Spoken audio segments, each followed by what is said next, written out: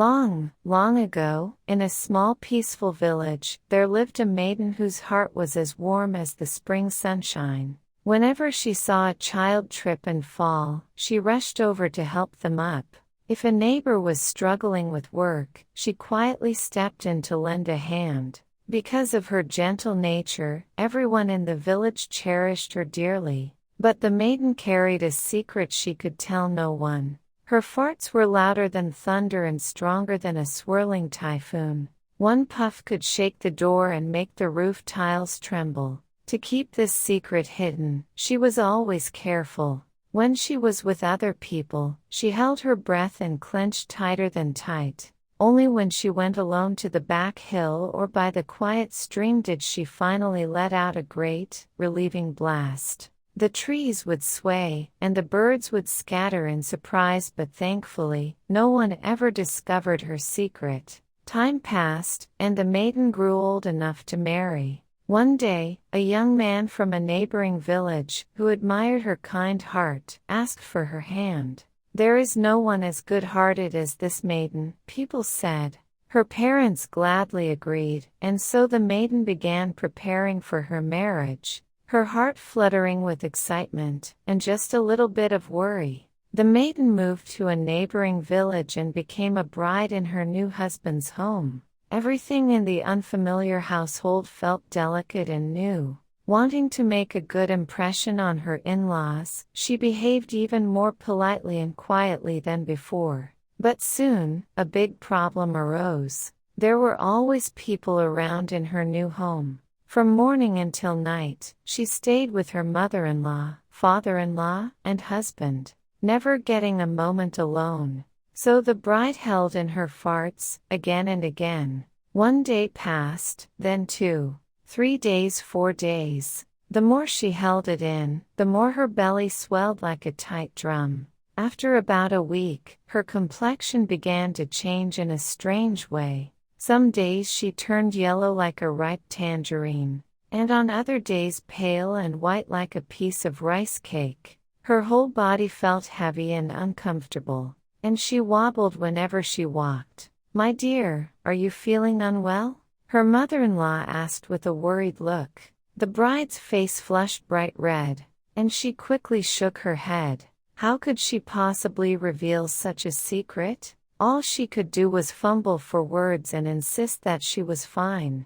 The mother-in-law grew even more worried when the bride kept avoiding her questions. Day by day, the bride's face looked worse, and the mother-in-law feared she might be coming down with a serious illness. Her heart grew heavy with concern. "My dear, what is troubling you? Tell me, you can speak to me," the mother-in-law said gently, holding the bride's hands tightly. The bride hesitated for a long moment. At last, she gathered her courage. Her face turned as red as a ripe persimmon, and in a voice as small as a mosquito's whisper, she confessed, "Actually, it's because I can't fart." The mother-in-law's eyes widened in surprise, and then, she couldn't help but let out a small laugh. "All that worry and it was just about a fart. Oh my, is that all? A fart is nothing.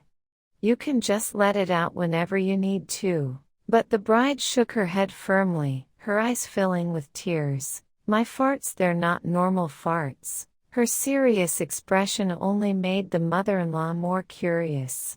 Just how powerful could a fart be for her to hold it in this long? The bride couldn't hold it in any longer. Her belly felt as if it would burst at any moment. Finally making up her mind, she asked her in-laws in a trembling voice, "Father, please hold on to the door latch. Mother, please grab the pot lid. And husband, you must wrap your arms tightly around the main pillar." Her mother-in-law, father-in-law, and husband all tilted their heads in confusion. Why would they need to hold such things just for her to fart? But seeing how pale and desperate the bride looked, they decided it was best to do exactly as she said.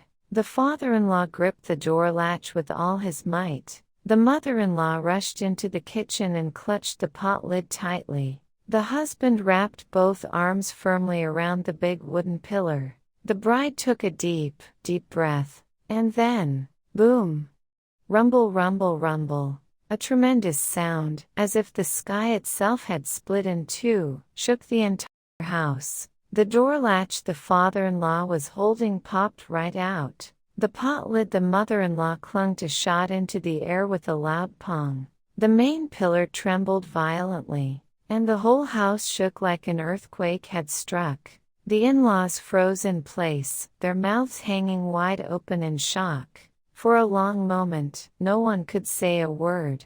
The father-in-law and mother-in-law simply looked at each other, their faces full of worry and shock. After all, the house had almost collapsed. Who wouldn't be frightened? At last, the father-in-law let out a long, heavy sigh. "My dear, if this continues, our house won't survive."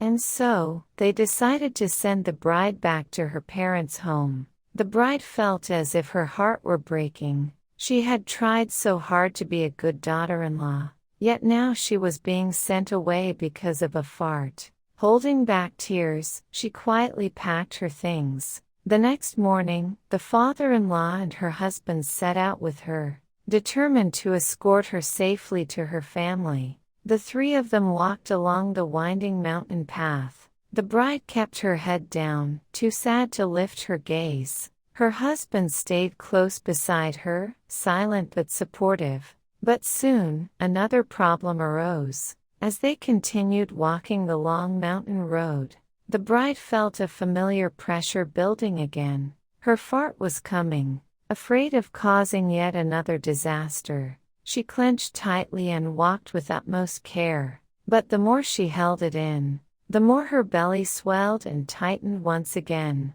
After walking for quite some time, the three travelers decided to rest beneath a large persimmon tree. Bright orange persimmons glowed in the autumn sunlight, hanging heavily from every branch. "Goodness, those look delicious," the father-in-law said, swallowing hard as he gazed up at the fruit. Just one bite looked sweet enough to fill his mouth with juice. He stood on tiptoe and stretched out his arms. But the persimmons were far too high. The husband tried shaking the tree, yet the thick, sturdy trunk didn't budge an inch. At that moment, the bride's eyes sparkled. A brilliant idea had popped into her mind. She picked up a long wooden stick that had fallen to the ground, and carefully placed one end of it against her backside. Whoosh! The stick blasted upward like a rocket, shooting straight into the sky.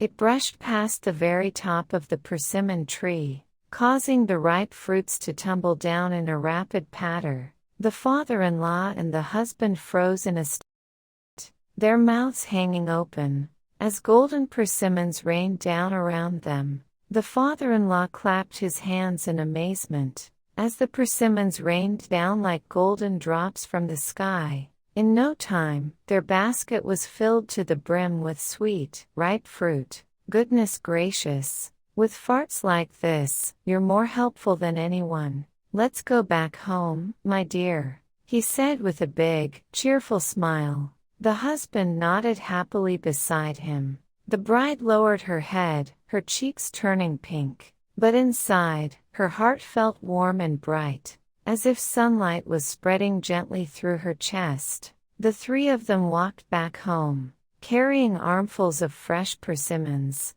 When they arrived, the mother-in-law welcomed the bride with a joyful smile, so happy to see her return. The father-in-law eagerly told her all about what had happened under the persimmon tree. From that day on, the bride no longer had to hold in her farts. Whenever fruit was too high to reach, or a heavy stone needed to be moved, her powerful blasts always came to the rescue.